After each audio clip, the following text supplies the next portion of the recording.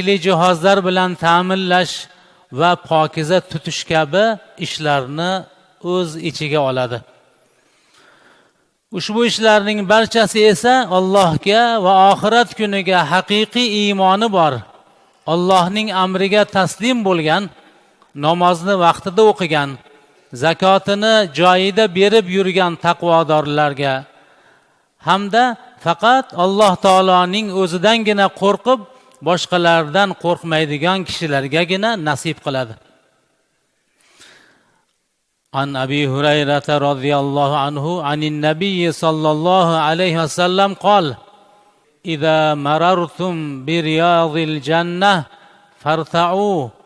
Qultu ya Rasululloh va ma riyadul jannah? Qol al-masajidu. Abu Hurayra radhiyallohu anhu dan rivoyat qilinadi. Nabiy sallallohu alayhi vasallam qachon jannat bog'lari yonidan o'tsangiz sayl qiling dedilar. Men ey Allohning rasuli, jannat bog'lari nimadir dedim. U zot masjidlar dedilar. Sayl nimadir ey Allohning rasuli dedim. Subhanallohi valhamdulillahi va la ilaha illallohu vallohu akbar dedilar. Imom Tirmiziy rivoyati. Demak, kim yorug' dunyoda masjidga kirsa jannat bog'iga kirgan bo'ladi. Kim masjidga kirib hozir zikr qilingan kalimalarni aytsa jannat bog'ida sayl qilgan bo'ladi. Masjidga boradigan odam masjid Alloh taoloning uyi ekanligini doimo yodda tutsin. Masjidga borishi Alloh taoloning uyiga borishi ekanini unutmasin. Makonning qadri makon egasining qadriga bog'liqdir. Masjid Alloh taoloning uyi bo'lganidan keyin masjidga boruvchi Alloh taoloning ziyoratiga borayotganini yoddan chiqarmasligi lozim. Masjid odoblaridan biri masjidga muhabbat qo'yish, uni ehtirom qilish va e'zozlashdir. Zotan masjid Alloh taoloning uyidir. Masjid qurish, uni ta'mir qilish, moddiy obodligi uchun zarur bo'lgan ish yoki moliyaviy yordamlarga katta ahamiyat bilan qarash va ularda qo'ldan kelganicha ishtirok etish fazilatlik amallardandir. Namozlarni masjidda jamoat bilan o'qishni o'ziga odat qilib olish o'ta savoblik ishlardandir.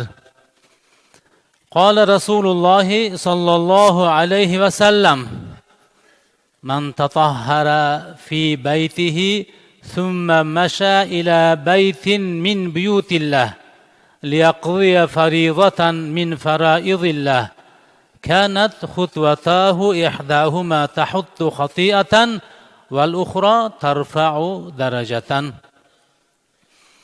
Kim uyida tahorat qilib Allohning uylari masjidlaridan biriga Allohning farzlaridan birini ado etish uchun yurib borsa, uning 2 qadamidan biri bilan xatosi o'chadi. Boshqasi bilan darajasi ko'tariladi. Imom Muslim, Imom Tirmiziy, Imom Nasoiy rivoyati. Abu Hurayra roziyallohu anhu dan rivoyat qilinadi. Rasululloh sallallohu alayhi vasallam aytdilar: "Inna a'zaman nasi ajran fi salati ab'aduhum ilayha mamshan fa ab'aduhum." Masjiddan qancha uzoq bo'lganning ajri shuncha ulug' bo'lur. Imom Muslim va Imom Abu Dovud rivoyat qilgan. Shuning uchun musulmonlar masjidlarni ehtirom qilishlari, ularda makruh sanalgan amallarni qilmasliklari, uning tozaligi va obodligi uchun ahamiyat berishlari lozim. Masjidning odoblari quyidagilardan iborat. Masjidga borayotgan namozxon sunnatga muvofiq kiyinib, o'zini har tomonlama poklab, tozalanib borishligi kerak. Samura roziyallohu anhudan rivoyat etilgan hadisda Rasululloh sallallohu alayhi vasallam marhamat qildilar. Ilbasu min thiyabikumul bayada fa innaha afharu va afyabu. Libosning oqini kiyinglar, chunki libosning oqlari pokizaroq va yaxshiroq bo'lur. Imom Tirmiziy rivoyati. Burayda roziyallohu anhudan rivoyat, Rasululloh sallallohu alayhi vasallam odatda yelkadan oshirib kiyilmaydigan yopinchiqqa o'xshagan matolar bilan namoz o'qishdan, egnida yaktagi yo'q kishining shalvar bilan namoz o'qishdan qaytarganlar. Bunda beodoblik bo'ladi. Faqatgina shalvarni o'zi yoki bo'lmasam yelkasiga biror narsani tashlab namoz o'qish, bundan qaytarganlar. Erkak kishining ko'ylak, lozim, salla bilan namoz o'qishi mustahab, sunnat amallardan hisoblanadi. Faqat bir uzun ko'ylak bilan o'qisa ham makruh emas. Uzun ko'ylak. Lekin yolg'iz shalvarni kiyib olib, kindikni yuqorisi ochiq turib o'qishlik makruh. Fatvoi Olamgiriyada shunday yozilgan. Masjidga boruvchilarning ayniqsa tishlarini tozalab, o'zlari va liboslaridagi noxush hidlarni yo'qotib borishliklari zarur. Abu Hurayra roziyallohu anhudan rivoyat qilinadi. Payg'ambarimiz alayhissalom shunday dedilar: kim ertami, kechmi masjid tomon borsa, Alloh taolo unga har erta va har kech yurganiga jannatdan manzil tayyorlaydi. Har kelganiga alohida manzil, har namozga alohida manzil Robbimiz tayyorlaydi. Shuning uchun masjidlar uyingizdan qancha uzoq bo'lsa-yu, ko'p qadam bossangiz savobi shuncha ulug' bo'ladi. Fazilatli va ahamiyati ana shunday ulug' bo'lgan masjidlarga borish va ularda bo'lishning ham tartib qoidalari borki, musulmonlarning shu tartib intizomlariga rioya qilishliklari matlubdir.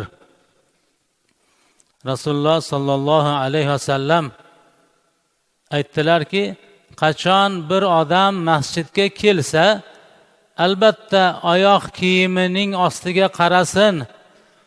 Agar unga najosat yoki ifloslik tekkan bo'lsa, uni yerga ishqalab, yaxshilab tozalasin. Masjidga ketayotganda odob va tavozu bilan qadam tashlash, salom beruvchilarning salomiga alik olish, yo'lda musulmonlarga halal beruvchi tosh, shoxu shabbami, tikanmi va boshqa narsalarni chetga olib qo'yish ham zarur vazifalardandir. Masjidga ertaroq shoshilmay